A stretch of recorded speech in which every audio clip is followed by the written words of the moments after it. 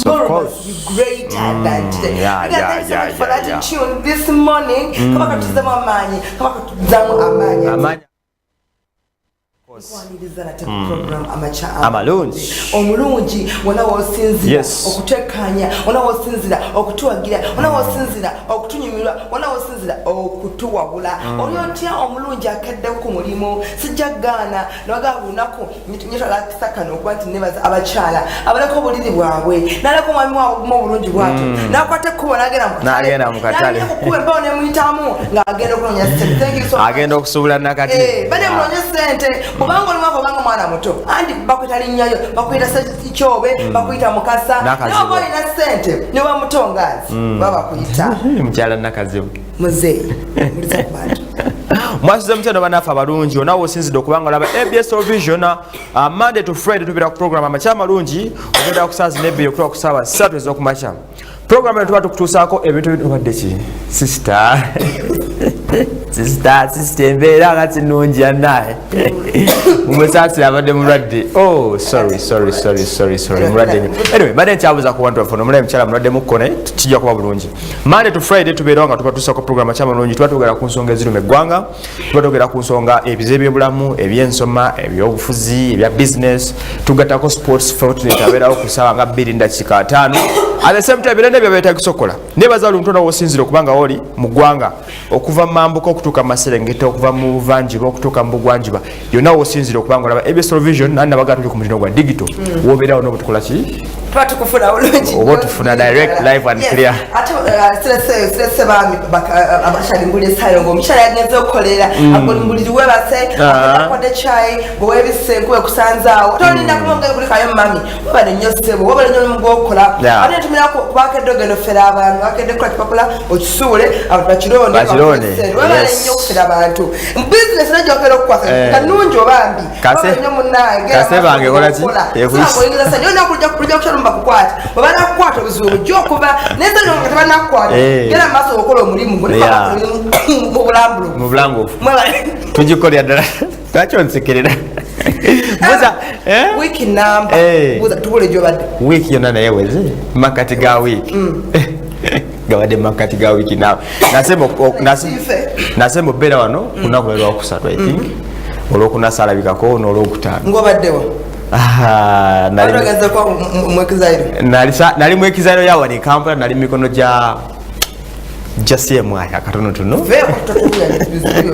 naye nga mu mbeera emu oba enjala Afrika yonna gy'obadde now they are very excited because here tugusa ensonga zino zennyini wammanga ebintu bingi era mu program amakya amalungi ebikubeera mu makya amalungi nabagambye ddala tugezako tubamu tusubira okubeerangamu n'essaala omukisa gw'okumakya Mr. Andrew ajja kuba gututuusangako okuva saawa emmaka waawo then tujja kuba tumuyungako ku saa 2 ffe then at the same time tubeeramu n'ebikwatagana n'ensonga buli nsonga ebeeriwo mukadde ako tugezako kuzitanya tuzikolako analysis obuzibu buvaawa negye bigenda n'okuwumbira ensonga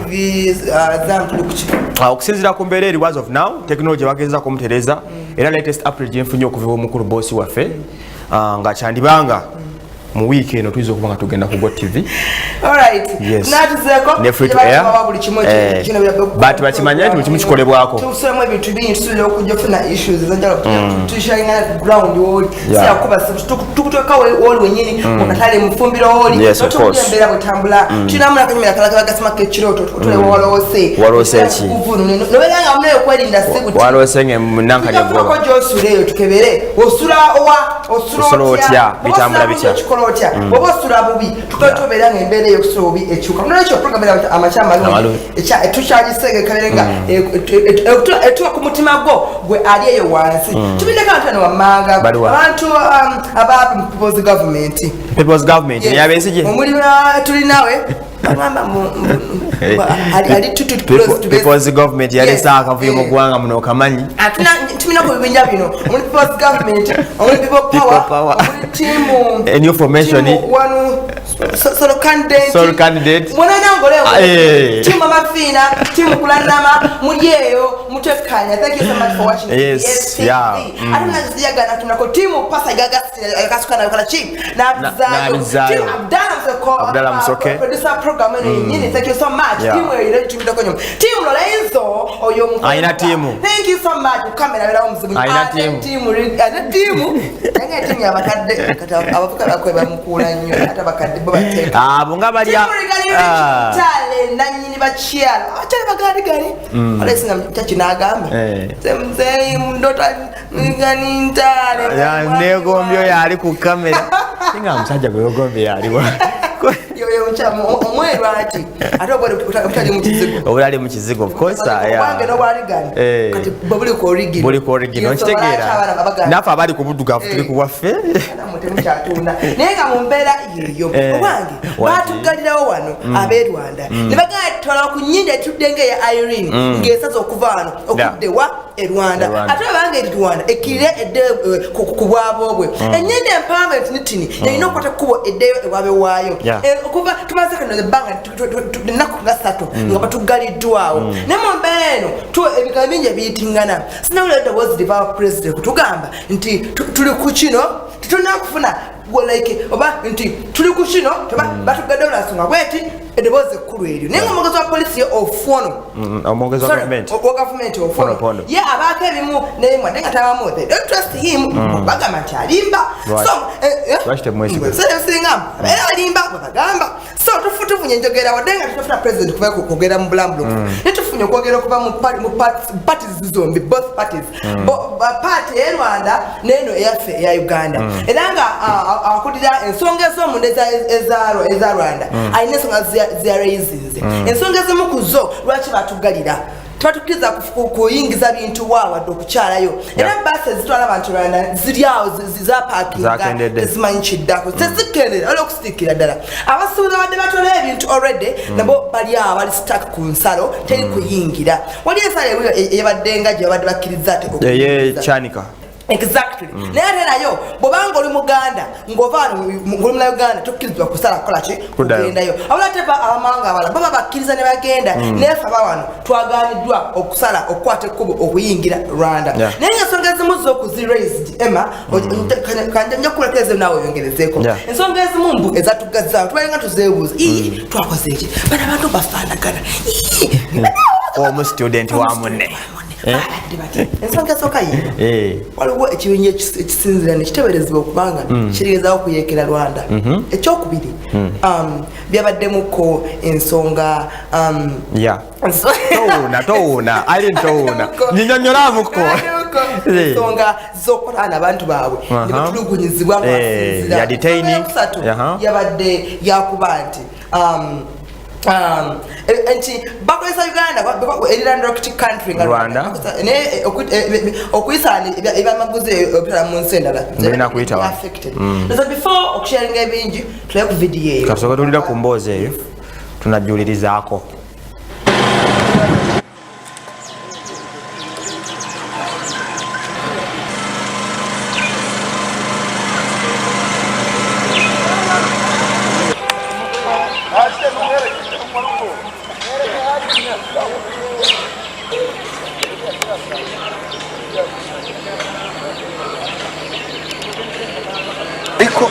agenda areba ababodaboda hariya uko babaye n'ababoda n'abareba aragendera mpaka n'iziri gupapuro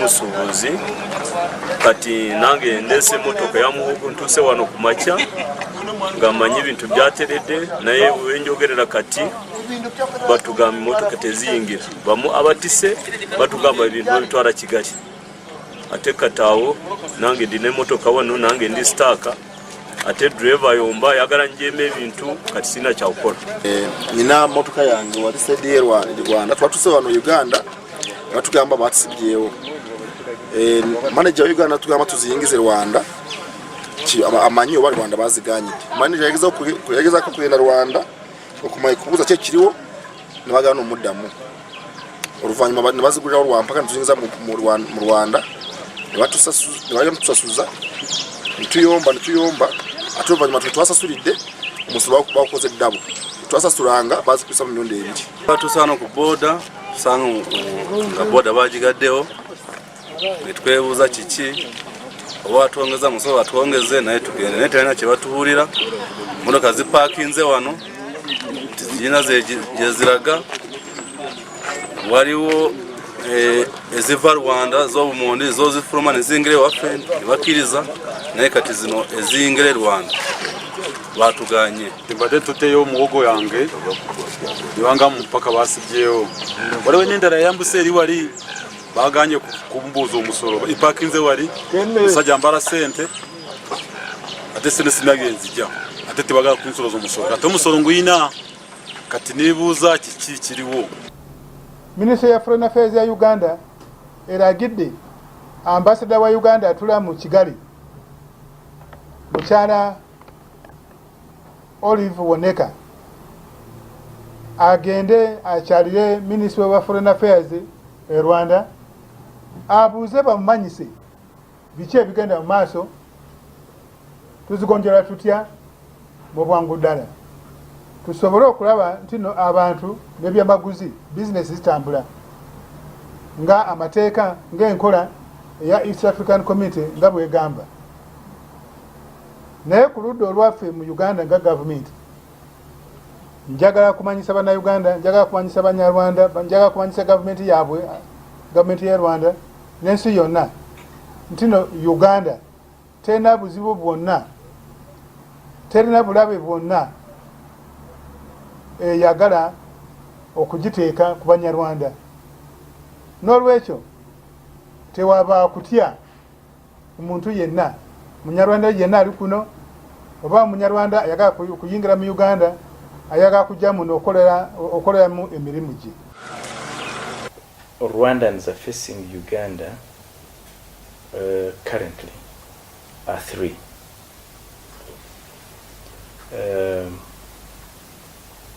The first, most important, is that Rwandans are arrested, tortured, harassed in Uganda. This is an issue we've raised with Uganda many times at different levels for reasons which are not clear to us, to Rwanda. Those that are not arrested, harassed, detained are deported for reasons which we don't understand. So that is one challenge. The second challenge which we've again raised is that there are armed groups, individuals who head armed groups that are opposed to the government of Rwanda,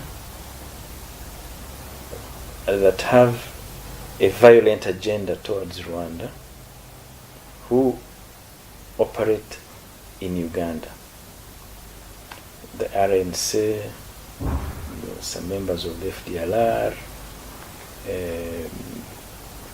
and so on and so forth. These are groups that have carried out acts here in Rwanda and are based in Uganda. That is the second challenge which we have shared with the government of Uganda. The third are challenges with partly with the free movement of goods, of Rwandan goods across Ugandan territory. Rwanda is landlocked. Our access is only to Mombasa, but we've had cases. In one particular incident, we had containers of goods originating from Rwanda held in Uganda for months, for no good reason. They were eventually released, but there's difficulty. So those are the three issues which are the challenges we're dealing with. On goods, is it both exports and imports from Rwanda and from? It's mainly exports from Rwanda through, not to Uganda, through Uganda, to the transit. Yes, to the transit goods. So that's a challenge. The third challenge, which we have shared with the government of Uganda, and are based in Uganda, is the free movement of goods across Uganda. For reasons which we don't understand, to Rwanda. So that is the challenge. And of course, Rwandans who carry out businesses, trade in Uganda are also harassed. So those are the three challenges that we have with Uganda. That's all that I would like to say about it. Two countries at the moment talking about this very serious. Yes, they've been talking about them for some time. We've raised them with our colleagues. The presidents, as you know, have talked about them. We ourselves at different levels are talking about them, but we have not yet seen the result of those talks. But yes, we are talking about them. So RRA sent out explained, and I will explain to you. First of all, there is ongoing work, OSBP, at the Gatuna itself. That's something specific to Gatuna. So Gatuna, RRA has asked heavy trucks and transporters to use Kagitumba and other border points. Could be Chanika, could be Kagitumba.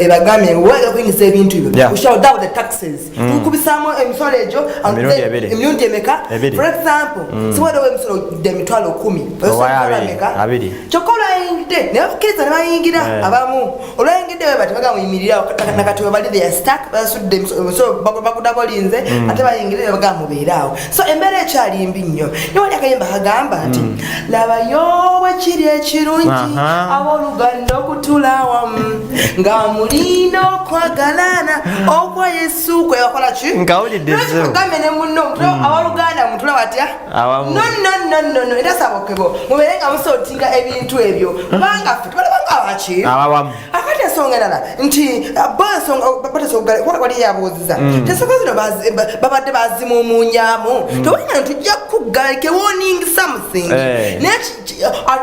atubulidde nti bali yali ensonga ezo Uganda yazijibuulirako nti bw'otoweerenga okukwata abantu baffe kubanga yensonga yemu ensonga kyebagaddewo bw'otoweerenga oddeyo abantu baffe nobakwata ebyo ebyanjwanjwa nga tebirina evidence ate ovudde mu kubakwata obukwasi ate ogasseeko okuba nti obacunya omu ku beds bayo mumanyi namuwulirako yali ati nesijjukira ali owa MTN omujjukima juzi wano omukyalo wa MTN abalojjeke baana bamaje bebakwata abo wala balabiri batano wao ne 10 betwakwatako edda bemwakwata kate nga muvudde mu kubakwata kate mangatako no bachunya muzeyi ebintu ebyo andi twali oli statement ya ofono pono bulunyo anyaji muwa je muzeyi ensonga ezo anti ibigo byayogera of course bam government kwa mogezi wazi wa government wobi mtu mao baje batu obada tutera cyo mali bigera dadi waffe ya anyway ensonga yayogera government yaffe yagambye tewali n'omu yakwatibwa n'ateekebwa mu kkomera nga tekise mitendera kakati nno abaana bo manyi babyanguya baletadde okubyawula omwogezi wa gavumenti ne sipiika omuza gavumenti kati owaffe ye mwogezi oli ye sipiika mbukwekibafula omwogezi nti alimba mbu kubanga baba akwatibwa nawe wenyini obamanyi tubamanyi taata omwogezi owaffe omwogezi agamba kalina kyakikola ki kyakimanyiko kyokka ate sipiika yayogera maki bazirazinga dda ema wano abanange abaana baffe mubakwata ate nga tewaliwo nsonga ate nemubakoti mubacunya era yamukusonga lwaki bo kati batadde ekkomo kubalala nabayingira wano babaganya okujja wano nti byakwerinda tibajja wano bayisibwa bubi kambuuza ekibuzo kimu olowooza muno mugwanga tulina banyarwanda bameka 10 ate bayitirivu bameka babonaabona bameka babonaabona bebasinga okukola emisango emibi wano balina emitima ebikumu giringa mayinja okyegera bebasinga okukola businesses nekyamu ngaki tetubakwatangako zino ez'amawanga amagatte zite tetubakwatangako zino ez'okusobulagana twali tubakutteko business afe zikolera awo ku sipiiki wali wansi omusolo ate nga gwaki ate omwasa ku maca olweggulu asobola okunoba ekyo kyebaliko kyakwekwasa bwekwasa one nti bakwatibwa ne bacunyizibwa era abo abakwatiddwa ne bacunyizibwa baliko question marks okitegera ate akabinja agamba kalwana akabayeekera koko oyo ye Kagame yomi yekaga balina okuyeekera yasooka kuyiribya be Burundi juzi nti bamuyeekera emuno eduka n'okuvugira ku border wali wansi wakati wa Burundi ne Rwanda at the same time ne Museveni agenda kulya munene Kongo naye muyeekera ate obuzibu buliwo fena twagala omuntu buli omu badata tutudukire mu bagita ES something East African Community exactly ESC teina kyegenda tutuseeyo nga teyi Kagame atakati nga ekyemani wayo teina kyegenda kola teina kyegenda kola kibuzibu ava ku ki wafe yali kyemani ebiseera byali bituuse nga biweddeko secondly nga olina okyusa entebe tumwamwongera kisanja byali kimala kino nga mwakimwongera kati yalavudde ku mutendera gwa ESC nga tugeze ku mutendera gwa Africa kulinda Africa netukiwa Kagame alira akwatamu katugenda mulopa because twagala tutumulopa but before nga temunakulopa ani avunanyizibwa kyekisooka kati ebino omuntu batunusooka ntibejjukira bana basajja bawamu balina history ow'amaanyi Museveni yalajja okuwamba wano nga agenda okutwala government yayambibwako Kagame y'omu ku bali bakuli intelligence wano e Kampala ebyaddala nga si byalwali okitegedde teyali nga Kirina bebamu ku bayamba President Museveni okusobola okuba nga bakola ki batekinga over obukulembeze that's one then bwe yamala okutenga over n'abeerawo namubuilding nga namuzimba ono muje kyenda mwena genocide ng'eggwaawo ono naye n'asalawo n'agamba agenda nunule waabwe era Museveni yayimirira okulwaki n'amuyambako kitegeeza buli mwamanyi munne okuviwa then from there oti oli ayiringa musawo wamune then from there akaviiro kaabo katandika mu 1999 bwava Kisangani e Congo okitegedde nalimbala bwatandikira Kisangani e Congo okitegedde wali entalo ekigambibwa entalo zimwafiiramu Abanyarwanda bayitirivu ennyo abaliwo eddala 1000 naye nga Kagame yeekwasa nti obwaffe wano y'omu kubakulembera okuba abantu be ekonga bonna bali balwanira Kongo nenga buli mwena kyakola ki kyayagalayo befuula bataasa Kongo n'ebyo gwagga embaawo golodi buli kimu gye kimanyi ebiseera ebyayitiramu naye ebiseera ebyo buli bonna bali befuula bali bataasa Kongo tutaasa Kongo naye nga buli mwena kyakola ki kyeyagaliza kati bagenda ovaayo nga bakubaganye Rwanda ng'efiiddwa abantu basukka mu 1000 okitegeera kati oli nekimugamba musajja munange ono oyo kyengulwano yankubidde abantu bange era kabula kate ebifuba byabugume era kyatuka okwaliza mu 2021 President Museveni atuuka n'okusaba Bungereza emukkirize ayongere ku budget ya sente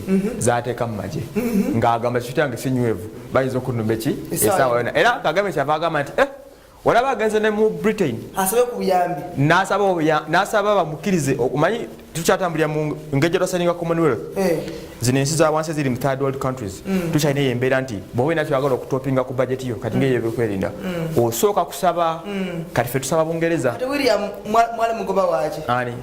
ebyo nabyali bigambo so twasabayo sente Museveni andika n'okusaba nti bannaye muzikirize nyongere ku budget yange nsobola okuteeza security yange ko Kagame lwaki asabye sente endala yeyongereko ayagala kwenyweza akole ki anumbe ate ebijja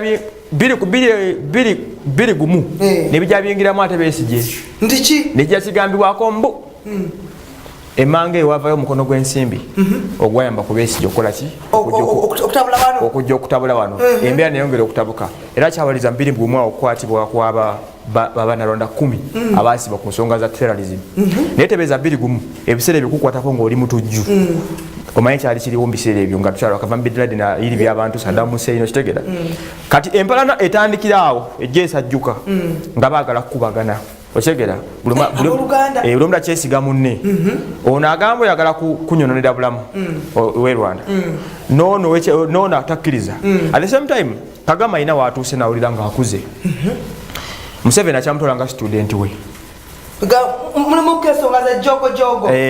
Kagame agamba nakula oli Museveni agamba okyali muto kati recognition yo Kagame gyanoonya era omulaba akoze nnyo si mu Rwanda mokka wabula akoze n'agenda paka internationally akoze nnyo genda netusanga atusinga amegeshwa mukujukira mbano yaliwo okutununula netusinga natukola ki natusinga Rwanda generally godani okuteeka ku minzani nabo tubasinga ebiringa mwenda tubasingawa kati kino nkikuddiramu olwaleero bw'ogenda otandikira ku bantu obuntu obungi balina abantu milioni 11 tulina milioni 44 kyekisooka bw'ogenda ku GDP tulina bilioni 25 eza dola balina bilioni 11